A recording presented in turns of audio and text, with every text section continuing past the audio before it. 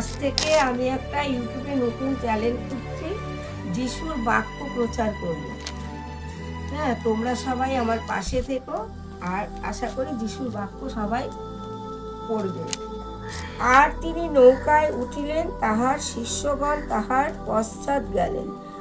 মানে যিশু নৌকায় উঠে শিষ্যগণরা তার পিছন পিছন গেল।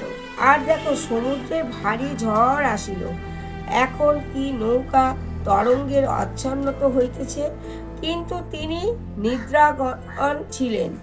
তখন তাহারা তাহার নিকটে গিয়া তাহাকে জাগাইয়া কহিলেন, হে প্রভু, রক্ষা করুন, আমরা মারা পড়িলাম। তিনি তাহাদিগকে কহিলেন, হে অবিশ্বাসীরা, কেন ভারী ভীত হও?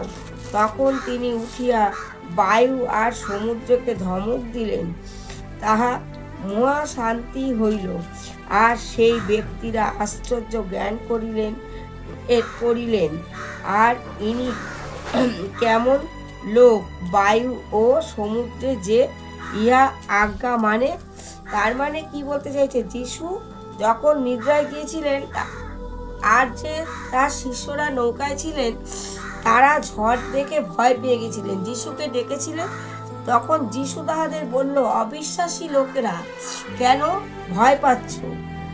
বায়ুকে আর ঝড়কে ধমক দিয়ে সেই ঝড় থামালো। তখন মানুষ বুঝলো যে কে, এ কি ঈশ্বর। এটার মানে এইটা।